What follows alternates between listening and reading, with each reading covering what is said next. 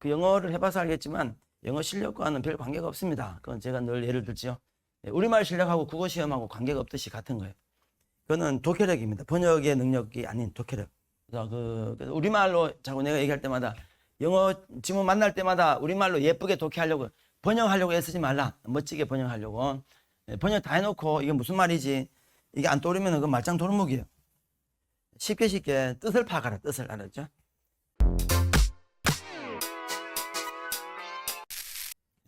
마지막 남은 게 여러분 이제 자기 시험으로 직접 구분을 해봐야 되죠. 그래서 11월 달 가게 되면은 딱 한 달 일정으로 4주 그죠? 4회차 되겠죠. 우리 한 주에 한 번 하니까 4번 합니다.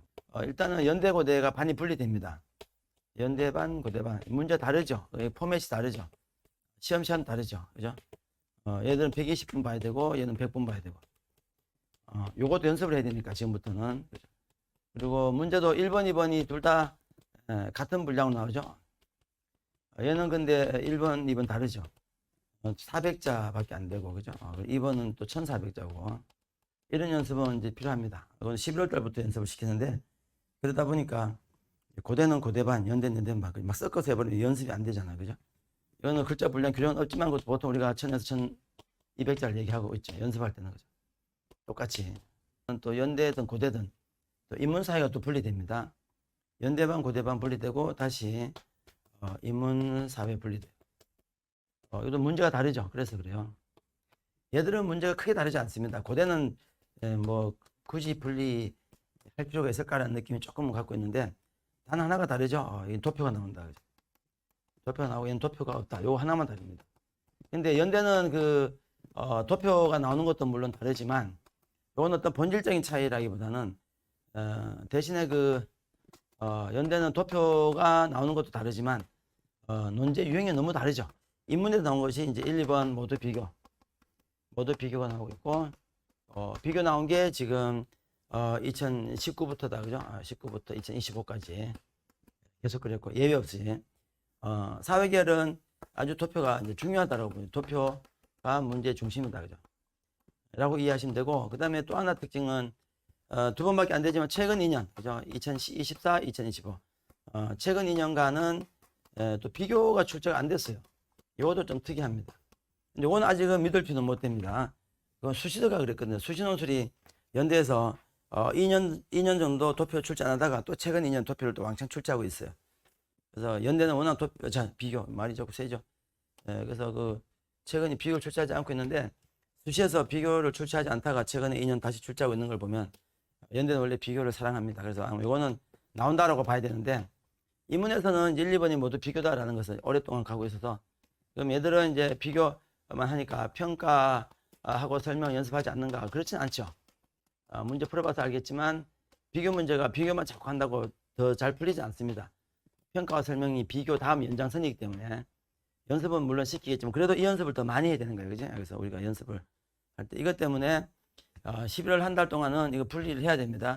자, 그런데 이렇게 되면은 반이 4개 나오죠? 그건 너무 반 관리가 사실 안 돼요. 물리적인 제약이 좀 있죠. 그래서 어떻게 하냐면은 클래스는 이렇게 연대반하고 고대반을 분리합니다. 이거는 분리합니다. 2개 반을 만들고 인문과 사회는 한 반으로 갑니다. 한 반으로 간 대신에 여러분 고등학교 때 사탐 문제 풀 때랑 그런 비슷하게 해요. 사탐 문제 풀 때 선택 과목이 있죠. 여러분이 문제지 받을 때 선택 과목만 문제지 받는 게 아니죠. 그걸 포함한 모든 문제를 다 받죠. 그죠? 모두를 여러분이 문제를 일단 수령을 하고 그 다음에 본인은 이제 선택 과목만 풉니다. 그렇게 하죠. 나머지 막 버리잖아요. 복도에 쭉 뿌리죠. 그래서 그런 식으로 할 겁니다. 그래서 같은 반으로 가는데 각자 제가 문제를 둘 다 줍니다. 인문사회 문제를 별도로 만들어요. 두 개 버전을 만드는데 학생은 자기는 인문이면 인문 풀면 되고 사회는 사회 풀면 되겠죠. 본인이 그거 알고 있을 거니까. 그리고 해제는 둘 다 합니다. 왜 이렇게 하냐면은 이렇게 해야만이 인문 학생들도 자기 문제도 해제를 듣지만 사회논술 문제도 해제를 들어야 되죠. 그러면은 우리가 같은 날 와도 문제 2개 푸는 효과가 생기죠. 사회논술 입장에서 마찬가지죠. 자기는 풀기는 사회논술 풀었지만 인문은 풀지 않았죠. 하지만 문제는 받았죠. 그래서 해제는 같이 듣게 됩니다. 뭔 말인지 알겠죠? 그건 학생들한테도 2가지 수업을 동시에 들은 효과가 생긴다. 이거는 고대도 마찬가지입니다. 문제 다르죠. 이게 조건이 다르죠. 얘는 그냥 단순 요약이죠. 요약이고 이거는 아주 고대 문제 풀어서 알겠지만 가장 정직하죠. 고대는 꼬는 게 없죠. 연대는 굉장히 많이 꼽니다. 우리가 풀어보면 그죠? 질문도 조금 그렇고 어렵기도 하고. 그래서 가급적이면은 연대반 고대반을 두 개를 같이 수강이 좋아요. 그래서 그 수시에 나왔던 모든 제시문을 눈에 익혀 놓자는 거예요. 본인이 알고 있는 제시문 나오는 거 하나라도 건지면 그건 이미 대박이죠. 사실은 시험장에서.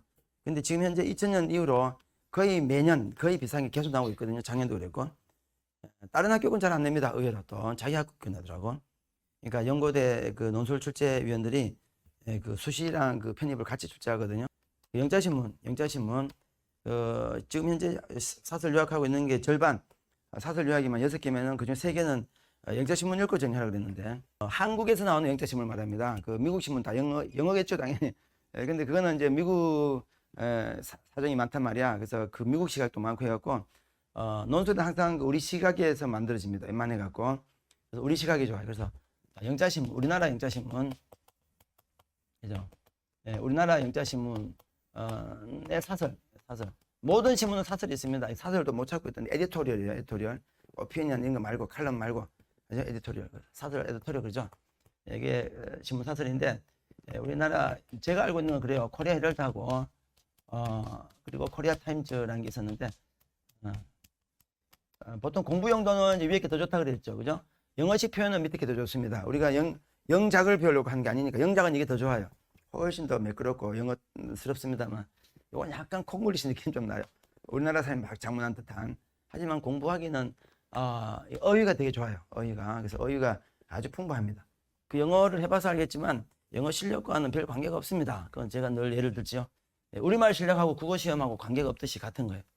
그거는 독해력입니다. 번역의 능력이 아닌 독해력. 번역과 독해는 전혀 다릅니다. 그래서 그래서 우리말로 자꾸 내가 얘기할 때마다 영어 지문 만날 때마다 우리말로 예쁘게 독해하려고 번역하려고 애쓰지 말라. 멋지게 번역하려고. 번역 다 해놓고 이게 무슨 말이지 이게 안 떠오르면 그건 말짱 도루묵이에요. 쉽게 뜻을 파악하라. 뜻을 알았죠? 단어 하나하나에 민감하게. 물론 단어는 정확해야 됩니다. 정확해야 되는데 그 문법적으로 너무 막 몰입이 돼버리면 이게 번역은 되지만 뜻이 전달이 안 돼요. 그래서 지금 6강인데